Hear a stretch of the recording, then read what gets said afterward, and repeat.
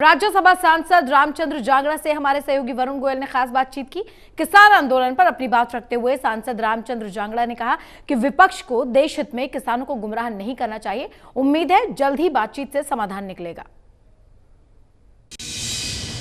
Bharatiya Janata party के राज्यसभा सांसद रामचंद्र जांगड़ा साहब हमारे साथ मौजूद हैं। सर, इस वक्त एक बड़ा ज्वलंत मुद्दा बना हुआ है। किसानों के साथ सरकार संवाद कर रही है, कई राउंड की बातचीत हो गई है। क्या लग रहा है, ये मामले में गतिरोध कहाँ है? देखिए, आदमी जगाए सोए हुए को जगा सकता है, लेकिन जो सोने का ढोंग कर रहा होता है उसको कोई नहीं जगा सकता। किसान इस आंदोलन के पीछे बहुत कम हैं, इस आंदोलन के पीछे राजनीति ज़्यादा है और इसको कांग्रेस, कम्युनिस्ट और कुछ क्षत्रिय दल मिलके हवा दे रहे हैं। मेरा तो उन सबको ये कहना है कि जहाँ मुद्दा राष्ट्रहित का होता है उस मुद्दे के ऊपर चाहे कोई राजनीतिक दल है या राजनीतिक नेता है, उनको बड़ा दिल रखना चाहिए और जो राष्ट्रहित में जो कदम सरकार उठाती है उसका खुले दिल से समर्थन करना चाहिए। देखिए, मैं 1971 का आपको एक उदाहरण देता हूँ। भारत पाक युद्ध हुआ, बांग्लादेश पाकिस्तान से अलग हुआ, पाकिस्तान के 90,000 सैनिक गिरफ्तार हुए, पाकिस्तान का आर्मी का चीफ भी गिरफ्तार हुआ और बांग्लादेश को मान्यता इंदिरा जी ने दी। तो अटल बिहारी वाजपेयी जो हमारे राष्ट्रीय नेता थे, उन्होंने खुले दिल से कहा कि इंदिरा जी दुर्गा का दूसरा रूप है। ये बड़े दिल की बात होती है। कांग्रेस को भी पता है कि जो कृषि संशोधन विधेयक है ये देश के हित में है, देश के किसान के हित में है, सबको पता है, कम्युनिस्टों को भी पता है, क्षत्रिय दलों को भी पता है। लेकिन उनके दिमाग में एक ही बात है कि मोदी जी की जो छवि, उनका कद जो इतना बड़ा है, ये इस समय एक मौका है कि उनको डाउन किया जा सकता है, किसानों के दिल में उनके प्रति नफरत पैदा की जा सकती है। लेकिन मैं स्वामी विवेकानंद की बात को मानता हूँ कि सत्य का पहले विरोध होता है, उसका मजाक उड़ाया जाता है और अंत में उसको स्वीकार किया जाता है, अंत में सत्य की विजय होती है। कल बहुत से किसान संगठन माननीय कृषि मंत्री श्री नरेंद्र तोमर जी से मिलके गए हैं, जिनमें तमिलनाडु का भी आए हैं, आंध्रा के भी आए हैं, हरियाणा प्रदेश के भी आए हैं और उन्होंने सब ने खुले दिल से समर्थन किया है कृषि विधेयक को समझ के कि हमने इसकी एक एक धारा को समझ लिया है और ये किसानों के जीवन में क्रांतिकारी परिवर्तन लाने वाला विधेयक है।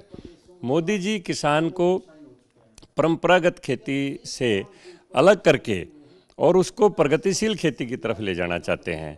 मोदी जी क्वांटिटी उत्पादन की बजाय क्वालिटी उत्पादन की तरफ किसान को ले जाना चाहते हैं, ताकि किसान की जो भी उपज है वो अंतर्राष्ट्रीय मानक के ऊपर खरी उतरे और वो विश्व बाजार के अंदर अपनी एक पैठ बनाए भारत का कृषि उत्पाद, और उसमें किसान को मनचाही कीमत मिल सके। जांगड़ा साहब, लेकिन एक सवाल ये है, विपक्ष का, कांग्रेस का ये आरोप है कि सरकार ने इसे नाक की लड़ाई बना लिया है और अगर इतने ही ये किसानों के हित में थे तो पहले किसानों को भरोसे में क्यों नहीं लिया?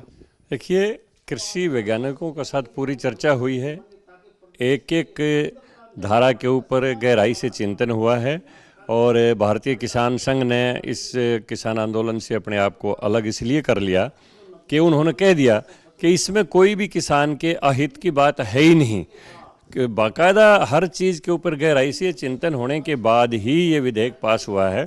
कुछ लोग कहते हैं कि ये जल्दबाजी में, सबको पता है मैं पहली बार सांसद बना हूँ और जिस समय ये पार्लियामेंट का सेशन हुआ तो 18 दिन का इसका समय रखा गया था, लेकिन 10 दिन में इसलिए वाइंड अप करना पड़ा कि 35 आदमी पार्लियामेंट में से ही कोरोना पॉजिटिव हो गए। तो इस वजह से पास करने में ये थोड़ी सी कह सकते हैं जल्दबाजी इसलिए थी कि कोविड की महामारी थी और ज़्यादा संक्रमित हो जाते तो लोग उसमें दिक्कत पेश आ सकती थी।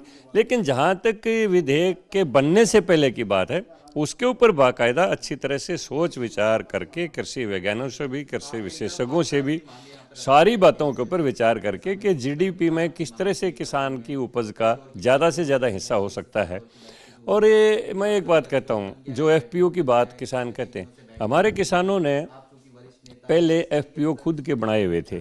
मैंने वो ज़माना देखा है, लाने के कोल्लू चलते थे, 28-30 किसान इकट्ठे होके और वो एक कोल्लू लगा लेते थे, सबकी फसल बराबर क्रैशिंग होके और उसमें बराबर गुड़ बट जाता था। तो वो क्या था, वो एफपीओ ही तो थे।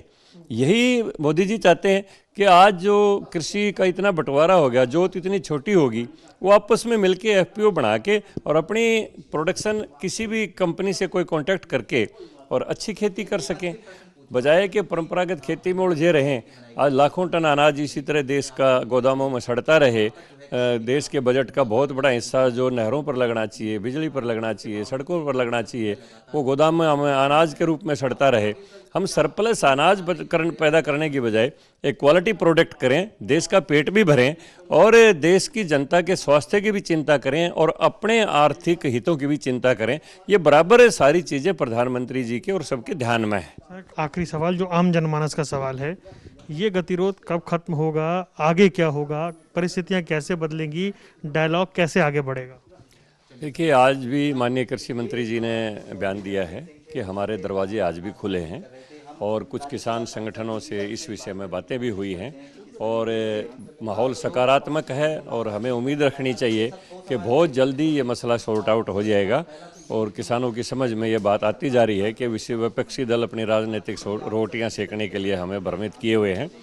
तो मैं समझता हूँ ये 1-2 दिन के अंदर कुछ लोग जिनका वेस्टेड इंटरेस्ट है, जो अपनी राजनीति इसके ज़रिए चमकाना चाहते हैं, वो रह जाएंगे। जो असली किसान हैं वो सब वापस चले जाएंगे। ऐसा ये गतिरोध समाप्त हो जाएगा, हमें इसमें उम्मीद रखनी चाहिए। बहुत बहुत धन्यवाद सर। तो ये थे राज्यसभा सांसद रामचंद्र जांगड़ा जिन्हें आप सुन रहे थे। वो उम्मीद कर रहे हैं कि गतिरोध खत्म होगा और ये जो पूरा संकट है ये भी समाप्त होगा।